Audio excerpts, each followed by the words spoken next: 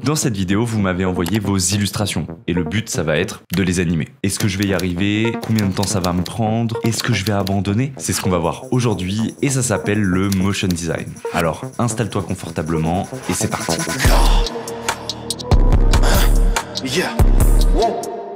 Et on commence tout de suite avec Pauline Oshka. C'est une illustratrice avec un univers coloré, plutôt géométrique, avec sa fleur iconique, reconnaissable parmi des milliers. Elle teste son art sur différents supports comme le print et les vêtements, et voici donc la première illustration qu'on va animer aujourd'hui. Avant d'animer, il y a une étape importante, c'est celle de voir si tous les calques sont bien rangés. Admettons j'ai envie d'animer une des nouilles, et ben il faut que la nouille soit isolée, il faut que je puisse la déplacer comme je veux, comme ça je suis ultra libre en animation de faire ce que je veux avec. Et c'est parti, on peut animer sur After Effects. Direct, je suis frappé par la première problématique. Est-ce que vous voyez les petites languettes? Les petites languettes qui ouvrent la boîte tranquille, je vois pas comment je peux m'en sortir. Et en fait, j'ai trouvé une solution qui est celle de remettre à plat les languettes. Donc en fait, on crée comme un patron. Ensuite, je reviens dans After Effects pour ensuite pouvoir les mettre en 3D et mettre l'angle que je veux. Alors oui, c'est un peu crado, il n'y a pas les mêmes contours exactement, mais je m'en fous.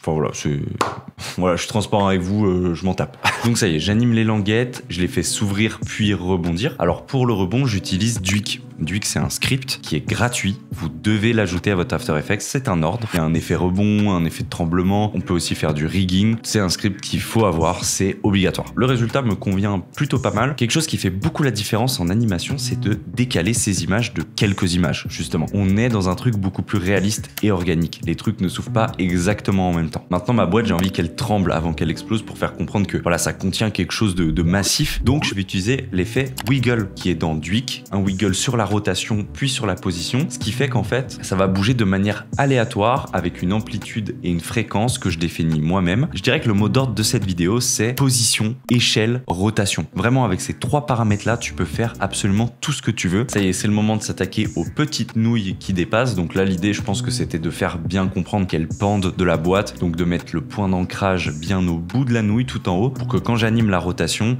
ce soit un peu comme un truc qui pend comme ça. Oh, le pire pire truc. Point d'ancrage ici, donc rotation ici. Si le point d'ancrage est là, ça fait une rotation comme ça. J'espère que vous avez compris. Là, encore une fois, deux paramètres, l'échelle et la rotation. Très simple. La rotation qui part, qui ensuite a un rebond dessus pour faire vraiment ce côté, voilà, c'est des petites nouilles qui pendent comme ça. Maintenant, on va s'attaquer aux baguettes. Là, encore une fois, l'importance de décaler vos clés. Si les deux baguettes tombaient exactement en même temps, ça ferait bizarre. Ça n'existe pas. Quand tu jettes deux objets en l'air, ils vont pas atterrir exactement en même temps au même endroit. Un truc qui est super important aussi en animation, c'est de parenter des éléments. Si je dis à la fleur qu'elle est collée à la baguette numéro 1, si la baguette fait une rotation, se déplace, etc., la fleur suivra automatiquement la baguette. Là, je m'attaque un petit peu au détail, c'est-à-dire que je vais donner de l'impact à toutes les animations. Quand les baguettes vont retomber dans la boîte, il faut qu'il se passe quelque chose, il faut que la boîte réagisse à ça. Comme si les baguettes étaient super lourdes et la boîte, du coup, elle est obligée de tomber vers le bas comme ça. C'est le principe d'exagérer un petit peu l'animation, c'est-à-dire que le moindre truc va engendrer des grandes animations derrière. Les baguettes vont chercher la fleur. Ça va pas juste être je prends, je tire, ça va être je plonge, je tire. Donc en fait, c'est ce petit mouvement juste avant, ça s'appelle l'anticipation et ça fait beaucoup en animation. C'est un peu comme si je me levais de ma chaise, je vais pas me lever droit comme ça, je vais d'abord prendre une petite impulsion et je vais me lever. Maintenant, j'avais envie de donner un peu plus d'impact à l'ouverture de la boîte. Donc ce que j'ai décidé de faire, c'est tout simplement dupliquer chacune des nouilles et les faire exploser en sortant de la boîte. Ensuite, je précompose le tout. Vous voyez la précomposition comme une sorte de dossier dans lequel vous pouvez double-cliquer et vous retrouvez tous vos éléments dedans. Et l'effet, c'est la compensation optique qui permet tout simplement de faire comme si un objectif était distordu dans les coins. Donc cet effet, il est plutôt cool, j'utilise dans pas mal d'animations. Ce qui nous amène donc au résultat final. Donc je suis content, j'ai réussi à faire à peu près tout ce que je voulais faire. Si jamais cette vidéo vous plaît, n'hésitez pas à dropper un petit like, je me permets de le demander. C'est la façon la plus simple pour moi de comprendre si une vidéo vous a plu, donc on peut passer à la deuxième animation.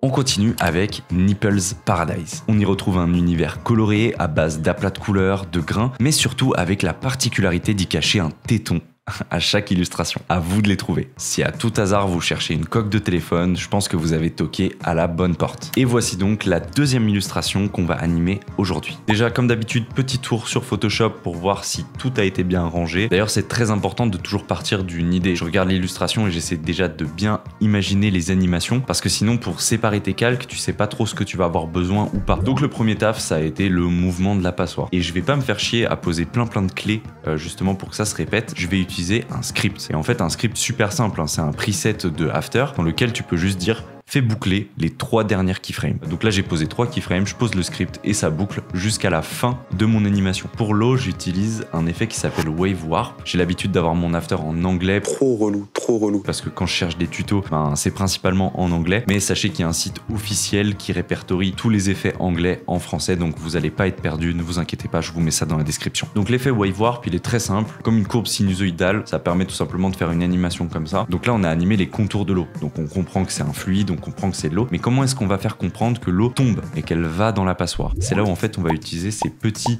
traits d'eau et le faire tout simplement s'animer du haut vers le bas et ça va revenir régulièrement pour faire comprendre que c'est comme un flux d'eau qui va tomber. Ok, on s'attaque à une partie très relou, même si c'est pas la plus relou, vous allez voir, il y a une partie encore plus chiante après. Les petits jets d'eau qui sortent de la passoire par les trous. Il fallait animer chaque petit trait à la main. Pareil, encore une fois, ici l'importance de décaler de quelques images. Là, si tous les jets d'eau venaient en même temps, ça ferait un peu bizarre. Ok, on attaque la partie la plus relou, celle des pattes. Plusieurs choix s'offrent à moi. C'est soit j'anime le groupe entier, je le fais tomber comme ça de façon continue, soit j'anime chaque patte individuellement pour un effet peut-être un peu plus cool, peut-être plus réaliste, soit j'utilise un plugin qui permet de simuler finalement des collisions. Je vous laisse deviner. Je vais donc utiliser Newton, un plugin de simulation de soft body. Tu poses un sol, tu as un élément, tu lui dis cet élément-là va réagir avec ce sol et il va tomber avec la gravité, tout simplement.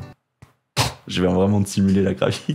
Donc déjà là, pour voir si ma théorie allait fonctionner, j'ai retracé une forme rouge qui fait exactement la forme de ma patte. J'ai testé voir déjà si ça fonctionnait, si ça allait marcher avec la forme de la passoire. Puis ensuite, c'était de savoir est-ce que cette animation donc qui tombe, c'est bien beau de la voir, mais est-ce que je peux la retranscrire sur mes pattes? Parce que pour le moment, c'est juste une forme rouge. Donc oui, on peut, c'est long. C'était très long. J'ai placé chaque patte à la main. J'ai dupliqué, j'ai monté, j'ai dupliqué, j'ai tourné, j'ai dupliqué. Voilà, et ensuite je fais un petit masque pour qu'en fait les pattes tombent vraiment dans la passoire et qu'elles tombent pas devant la passoire, ça n'a aucun sens. Elles s'entassent jusqu'à même déborder et aller partout. Puis ensuite je remplace tout par des pattes. Voilà, vous avez un petit cut là, vous c'est voilà, ça y est. Moi ça m'a pris 40 minutes, donc 40 minutes à faire un mouvement récurrent. Ça c'était quelle expérience, là. Voici donc le résultat final. Dites-moi ce que vous en pensez en commentaire. J'aime bien ce genre de vidéo parce que ça permet de tester différentes techniques. Dans la première animation, je vous ai montré un peu de 3D, un petit tips en 3D. Dans cette animation-là, je vous ai montré Newton avec l'effet des trucs qui tombent. Et dans la troisième animation, vous vous en doutez, je vais aussi vous montrer un nouveau truc. C'est parti.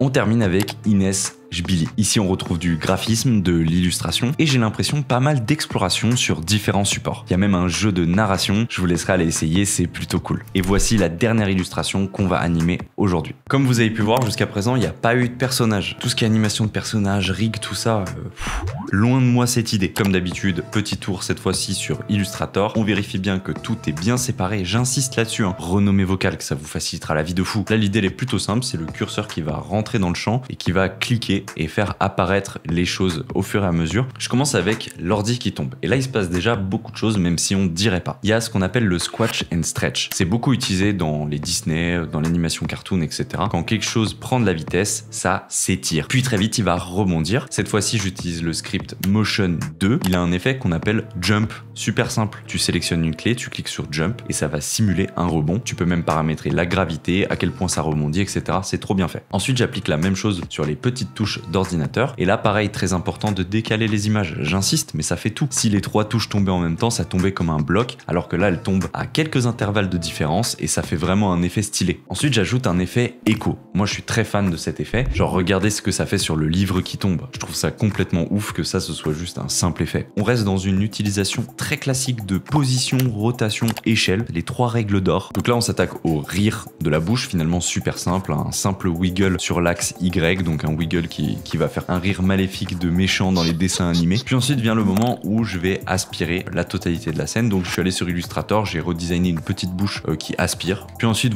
vient le truc assez cool que je voulais vous montrer, c'est qu'il y a ce qu'on appelle un effet marionnette. Et en fait cet effet il vous permet de mettre des points comme des punaises à certains endroits pour définir ici c'est fixe, ici c'est fixe, ici c'est fixe. Et en fait quand tu viens tirer ces points, ça va se comporter comme une serviette que tu tires. After Effects va essayer de créer des pixels et essayer de déformer l'objet à ta guise. Et en fait je vais venir les animer, je vais tirer les points en direction de la bouche pour faire comme si ça était en train de se faire aspirer. C'est plein de petites bidouilles que je vous épargne. Voici le résultat final. Sachez que ça c'est des animations qui me prennent entre 3 et 5 heures environ. Je me suis posé cette limite pour pas y passer trop de temps. Si jamais vous voulez voir mon vrai niveau et ce que je propose de façon un peu plus pro, il y a mon showreel qui est disponible sur ma chaîne YouTube. Et voici donc les 3 résultats finaux. Et si vous voulez avoir la chance de passer dans un prochain épisode, le mail est dans la description avec toutes les indications. Et on se dit à la prochaine.